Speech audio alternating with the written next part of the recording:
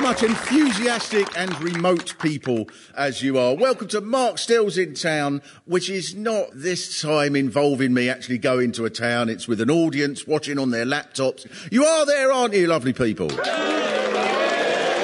Yeah, 40 years ago, if you tried to imagine what entertainment would be like in 2020, you'd have probably gone, oh, I expect you'll be at the multi-sensory cinematathon, where you can actually feel that you're with Meryl Streep on a camel and Brad Pitt is actually punching you in the face. But in fact, you're going, let's go in the corner of a kitchen with a 9-inch screen, because that's where we can get a signal and we can watch a bloke in an empty room ranting like he's mental. But we have learnt some things. It'd be wrong not to be positive. We have learnt some things from 2020, from the lockdown. For example, we've learnt how to fund a health service, which is not the old-fashioned way of collecting taxes and distributing it. Now we know the way to fund a health service is to get a 99-year-old bloke to walk round the garden. That's so much more... So, in the Radio Theatre in London, I'm talking to people around the country, and this episode is going to be about going back to towns that I've been to before. And the brilliant thing about going around so many towns is just everywhere you go, there's just this brilliant sense of community, that there are things that people know about that town, the little quirks, the things that are just for them. And if you do go back there, places change. For example, I used to do, a long time ago, a joke in Belfast when I went there, back when the Troubles were on, and they've got these amazing murals. You've probably seen them on the news if you've not been there, and they're all to do with the fighting and the history, but they are amazing. There's usually some hunger striker or a King William on his horse or something. But so I used to have a little joke when I was in Belfast where I'd say, oh, it's amazing, all them murals. It's like you've got a whole city of Rolf Harris's running round the place. Little pots of paint and a brush going up to walls, going, going to give it a little balaclava there and a little Armalite rifle. Can you tell what it is? It is a little fella from the IRA.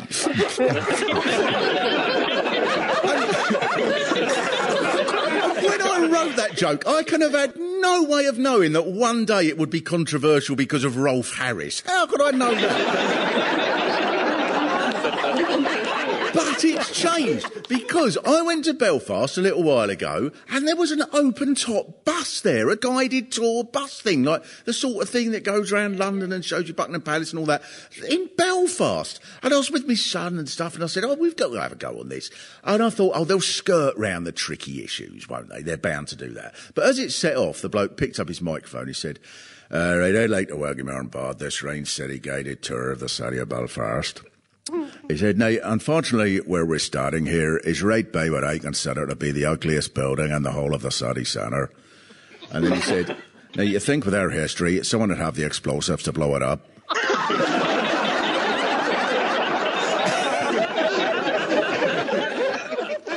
So, some towns have benefited from the lockdown. And this is where I would like to introduce tonight's live Zoom audience, especially those of you who are not just any random audience, but you're from one of the towns this programme has visited once before who have benefited from the lockdown, because you are from... From Barnard Castle.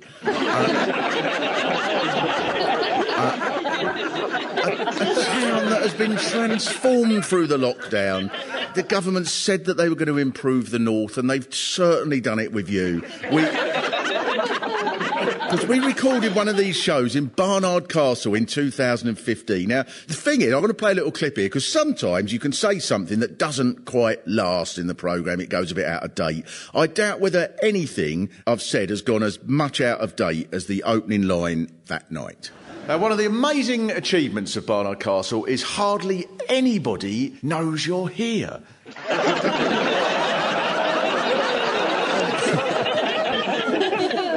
Well, things change, and it went on. It's like a town that's brilliant at hide and seek.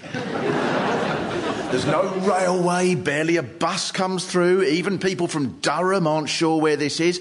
I reckon the population here is made up of all the people who've disappeared in the Bermuda Triangle. That's not really stood the test of time, has it? Because, as we know, Dominic Cummings, the Prime Minister's personal advisor during a time when everyone was ordered to stay at home, was found to have driven to Barnard Castle and explained he'd gone there to test his eyes because he was worried about his eyes, so he did what anyone would do. He put his wife and child in the back of a car and drove them to Barnard Castle. So this is where I would like to speak to Peter, if you're there, Peter. I am indeed. Hello, Peter. So, is Barnard Castle different now? Because it must have been like up until this year, if you told most people where you were from, most people probably wouldn't have known. Have you noticed a difference? Oh, very much so, yeah. Lots of people are coming to the town. Because of that? I think so, yes. But when they come, they're taking selfies all over. So it's been a fantastic boost. Yeah, there's eye test signs all over the place as well. And that's the sign as you're going into the town? That's right, yes. The word Barnard Castle, with a big B at the top and a small E at the bottom, to test whether you can see things or not. One of the local printers had some made, and he was telling me the other day that he sold 200 of them. Famous town in Britain now, Barnard Castle. There'll be like little villages in Spain where people haven't heard of London. They go, yes, but we know England because he did the Barnard Castle. When the lockdown ends, you're going to be mobbed. There's going to be coachloads of people with guides going, on your left, you can see the riverbank where Dominic Cummings sat with his family. On the right is where he said to his wife, oh, bollocks, I think somebody recognised me. But it's touching, Barnard Castle. It's touching when a town gets its moment, and this was yours, and it binds everyone together, doesn't it? Oh, we're in the news. And you often hear of this, people going, oh, there's no sense of community anymore. They're like they used to be. But I don't think that's true. It's just sort of people who think everything was better back in 1966. Oh, in those days you could go on holiday, you could leave your doors open for 2 weeks, leave all the windows open. When you got back, the neighbours would have been round to put a couple of cup final tickets on the bed for you. But not now. But I think there's even more of a sense of community now than there used to be, because sometimes what binds people together is the useless things in their town. So when I'm doing one of these programmes, the worst thing, say go into a museum, the last thing you want is to go to a museum and it to be mildly interesting. My favourite one was in Monmouth in Wales, and it was marvellous, but it was free to get in. There was just a woman there behind a desk, and I went, all right, as I got there, all right. And then I got in, and there was just nothing. Just... No, I can't just leave, that's rude. There's a sword. There was one sword. I thought I'll have a look at the sword. Fair play to him. It's definitely a sword. And then another bloke come in, and he went over here and he was having a look at a coin. Honestly, this is true. And then the phone rang, and the woman behind the desk, she picked it up. She said, I'll have to call you back. It's gone absolutely crazy in here.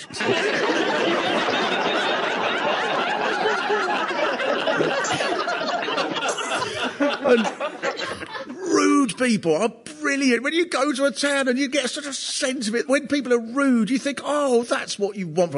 I went to Taunton in the summer. It was a beautiful day. I thought this is the most English day you could have.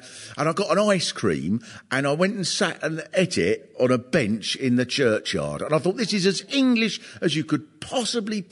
And then the vicar came out, and I thought, this couldn't be any more English. And then the vicar come up and went, get out! Well, he said, get out, this is a bloody private churchyard. This is that bench belongs to the church, not for you to sit there drinking ice cream all day, mate, get out. And I did, I said to him, I can see why you're the vicar, mate, because the New Testament's full of stories of Jesus going around Galilee, going, get out, this is private property. But he won me round, the vicar, because he said, don't you talk to me about bloody Jesus.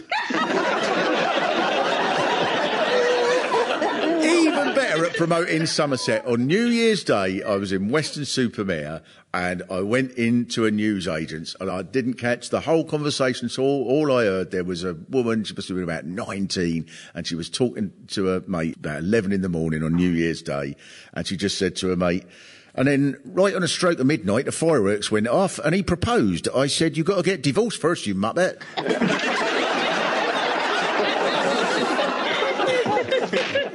Little was I to know at that point that that would be the highlight of my year.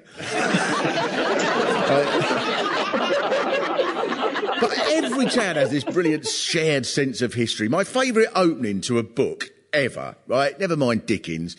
My favourite opening to a book ever was in a book called A History of the Railway in Didcot.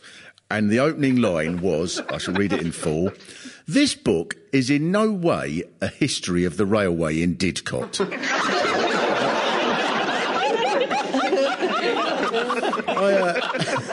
I had this book about Abergavenny, and they're so proud. In Abergavenny, they've got these mountains. There are, I think it's 7 mountains at the back of Abergavenny, and they're very, very proud of it. And one of the mountains is called the Skirrid, and the book says, "Many writers have compared the Skirrid to the mighty Swiss Matterhorn, and there is a similarity in the isolated situation of their peaks, though in height there is a difference of 13,000 feet."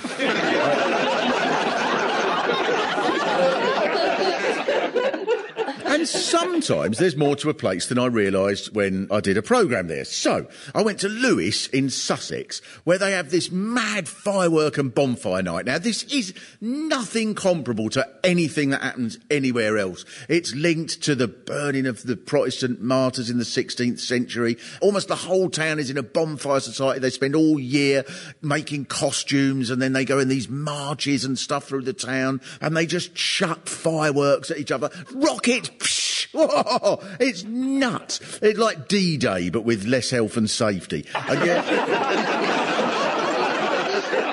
after about 5 minutes, your ears are just going, but you sort of get used to it. And these bonfire societies march past in costumes, and they've got wheelbarrows full of flames, and people are pouring petrol on it and plutonium on it. And I took a photo, one of my favourite photos I've ever taken, which I think's coming up now, of a child no more than 2 in a buggy carrying a flaming torch. It's magnificent. But in 2020, the Lewes Bonfire Night for the first time was cancelled because of the pandemic. And I thought, well, yes, I suppose that makes sense if you're going to hurl explosives at each other and get toddlers to carry bare flaming torches. You want to do it safely, don't you? And it's really common going around these towns for something to happen after a record and you think, oh no, I wish that had happened while I was there. I did one of these shows in Douglas in the Isle of Man. But in Douglas, after the recording, we went to this scuzzy little pub there. I loved it. I really loved Douglas. But there was this little scuzzy little pub after the show, and I was having a drink, and there was a couple of people that really were in a bit of a state, and there was one bloke just draped over the fruit machine, like just a terrible mess, and he's somehow hanging on. He was like, oh, And then a bloke said to me, "You see him there?" I said, "Yeah." He said, "He's our Minister of Education."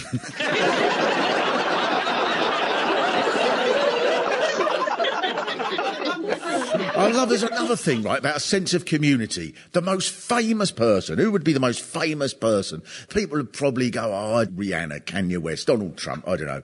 But the most famous people I've ever met have been people like this pork pie maker in Melton Mowbray who invites you in to talk about pork pies, and after an hour he's only covered the pepper. In Hastings, the most famous man there is a chap called Glenn who puts on gigs in his garden, and everybody in the room had been to his garden. Has anyone been to my garden here?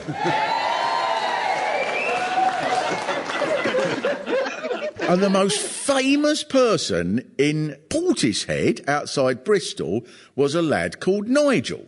And look who you managed to get to turn on your Christmas lights in 2009. Do people know? Nigel from Homebase.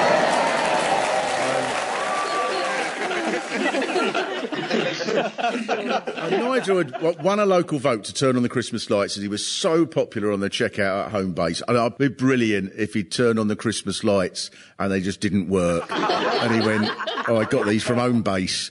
But the most famous person I ever come across was a bloke called Horace, right? So I went to Finchley, North London, and I found out about Horace. He was this huge homeless man, very cheerful-looking bloke, and he very sadly died a few months before I got there. Lots of people had gone to his funeral because he was very famous in the area, because he just always went up to people and said, "Good luck to you, sir.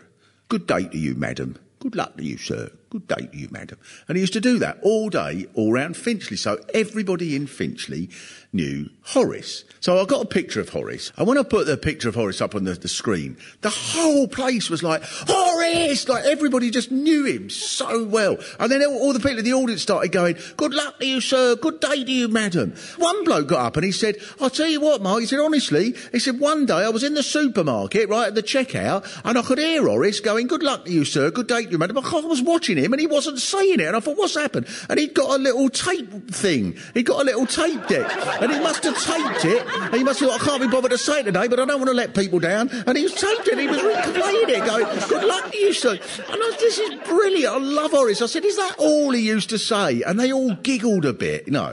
And I said, what? I was like, I thought this must be how a teacher feels when all the class is giggling and you don't know why. I said, what? And then a bloke said, he did say something else sometimes. I said, what? What is it? What did he say? And they all giggled again. And then the bloke went, well, sometimes he'd come up to you and go, off you.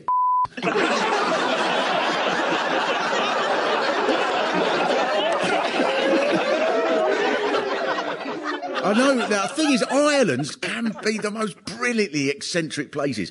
Like the Isle of Portland in Dorset, right? This is a wonderful place. There's a little causeway road that goes through it now, and you get there.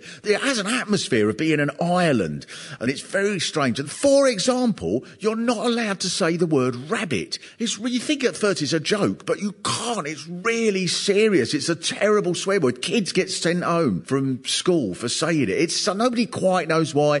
So I thought, the last line of the programme it did go a bit AWOL. The last line of the programme was this. Oh, don't worry, Portland. I'm trying to celebrate a sense of community here. The last thing I'm going to do is ruin the whole series at the very, very end by coming to Portland and saying rabbit. It was just the most terrible thing. It was brilliant, though. I felt like one of these war reporters. So we recorded at this big old military building at the top of the hill, and there was a bar there, and I was stood outside afterwards, and this couple come up, must have been in their 80s, and this chap, he was brilliantly suave, he had a sort of velvet jacket and a little cravat, and he said, "I'm glad you bloody gave it to them with that nonsense about rabbit. It's about time that they got over their silly superstition. Ha ha ha ha ha." And then he wandered off, and there was a piano there, and we were just sort of chatting, and then we heard him get up on the piano, and he started playing the piano and singing, "Run, rabbit, run, rabbit, run, run." While his wife was going, "You'll get us killed!" Went to Orkney, right, which is brilliant because it seems so naughty because it's like you've gone to the top of the country and then there's an extra little bit that you're sort of sneaking into that you're not allowed to go. And it was ruled by Vikings, so they've got this sort of strange sort of half Scottish, half sort of Norwegian accent.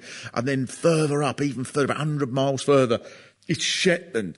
And they've got this rivalry. And I did this interview with BBC Radio Orkney that must, at its peak, have a listenership of 1. And halfway through, out of nowhere, suddenly the presenter said to me, "Mark, I've got a joke for you." I said, "Oh, yeah, go on." He said, "How do you know that E.T. comes from Shetland?" I said, "I don't know." He said, "He looks like he does."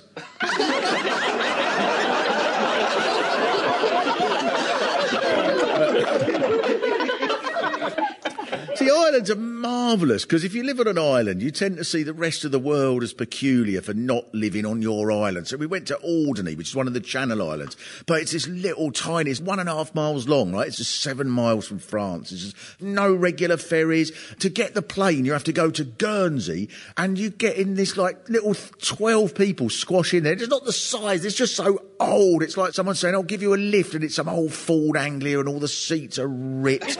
The window flaps open while you're in the air, so the draft comes in, right? But what about this? I've just found out recently that throughout 2020, Alderney has had no cases of coronavirus. So everything there is still open, which is brilliant. Even the coronavirus has gone, how do I get there? I'm not going on that plane, it's deadly.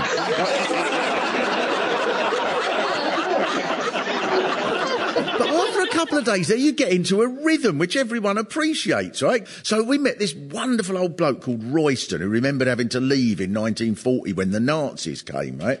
I asked him if anyone still speaks the Alderney language. Do you think there's any chance that it might be found somewhere and re-put together, you know? Well, I'm trying to do that. I've done a bit of research, and the French teacher at the school said to me, look, why not try and resurrect it like they're doing in Guernsey and Jersey and teach it to the school children? And we've set up a patois club after school on Thursday afternoons. Oh, shit, I forgot to go.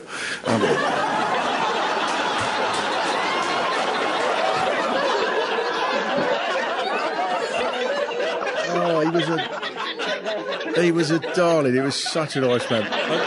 So, 4 years later, I went back on a little holiday there, and I booked this little boat from Cherbourg. There's a tiny little boat. And on the day, the captain rang me and said, hello, I'm the captain of the boat. He said, when you get to the harbour, go to the end of the car park and give us a wave, and I'll wave back, and that's how you'll find us. And it was fine. And I'm fine with a boat. I really quite like a boat. But this thing, as soon as it got into the open sea, it just went up vertically. And I thought, what's happened now? And then just crashed sideways. And I'm sure we went upside down at least 4 times. Because I'm sure I saw the sea above us and jellyfish here. It was horrible. And then at one point, as it just went completely sideways and bounced up, the bloke went, you pay a lot of money at Disneyland for a ride like this, he said.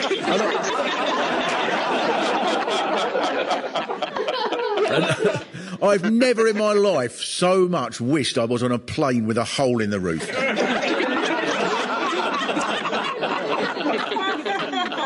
And I saw the captain the next morning, because you see everyone 3 or 4 times in the course of a day, and he said, I'm off to Guernsey in a minute. I said, all right. He said, I've got to take a coffin. An old fella called Royston passed away, he said. Lovely bloke, everyone loved him. Going to be a rough old crossing, he'd appreciate it, he said. I only came back in 46. It was ruination, and it was pretty appalling. And after all that hope of coming back home, just to, it was heartbreaking. I think that generation were marvellous. They stuck it out and rebuilt the island, which was, I think something quite remarkable.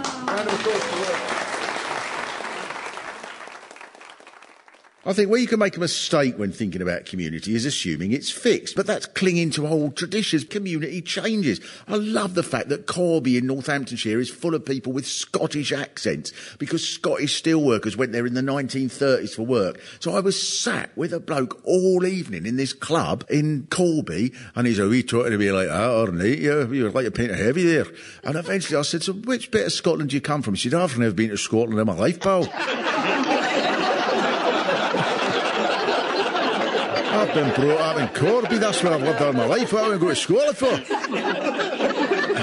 I love that Bedford has this huge Italian community. There are thousands of Portuguese in Stockwell in South London. And I know this because I watched Portugal beat England once there in a World Cup match, and there was loads of Portuguese and English there. And then as soon as the game ended, they just put this music on and everybody just came out like dun dun dun dun dun dun dun dun. And I thought this was brilliant. After about half an hour, I thought I'd better go. And I thought, what a marvellous day in the end. And I wandered along. About 100 yards further down the road, there was an old English pub on his own. old English pubs, and there's two blokes just walking up and down, just angry. And one of them spotted me and went, "Oi, Mark, come over here. What's gone on there again? Penalties every time, losing on the penalties. I've had enough. I've had enough!" And I said, "Oh, mate, there's no point in being angry, is there? You know, you've got to put up with it." And I swear, right, then he looked up and he could see 100 yards up the road all these Portuguese people and English people together. And he went to me, "Look at that. They're all up there dancing. If I go up there and chuck a brick at them, I'm the one who gets in trouble."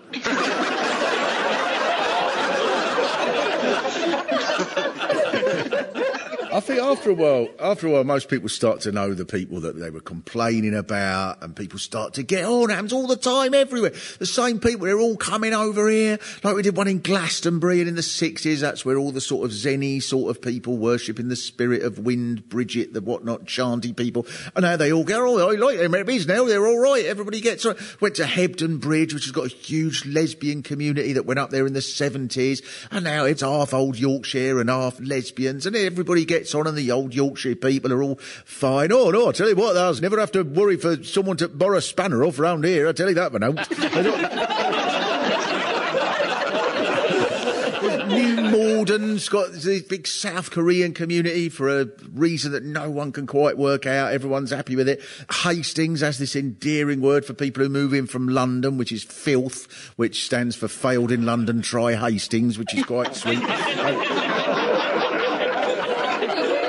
In every area, the sense of community persists, even during the pandemic, because, and I'll leave you with this, good people, of assorted laptops and kitchens, even during the pandemic, because in every area there are little quirks known only to everyone in that town, and sometimes that town has a little moment of national glory. For example, there was the heartwarming moment during the Boris Johnson address in the pandemic when he said, While the majority have complied ipso facto with the rules, there have been too many breaches.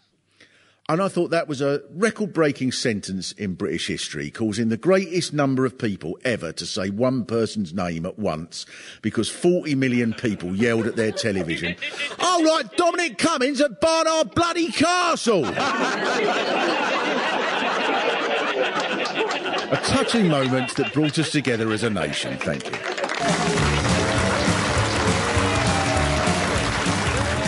Mark Steele's in Town was written and performed by Mark Steele, with additional material by Pete Sinclair. It was produced in an empty room by Carl Hooper. It was a BBC Studios production. I'm just looking at a blank laptop. There is about 30% of my head thinking that at any moment someone's going to come in here and say, "OK, Mr. Steele, if you'd like to come with us, the hospital has a bed waiting for you." Yes, Mr. Steele, I'm sure there are lots of people in Barnard Castle that are watching you. I'm sure there are. You'd like to take these pills and everything's going to be OK in a minute.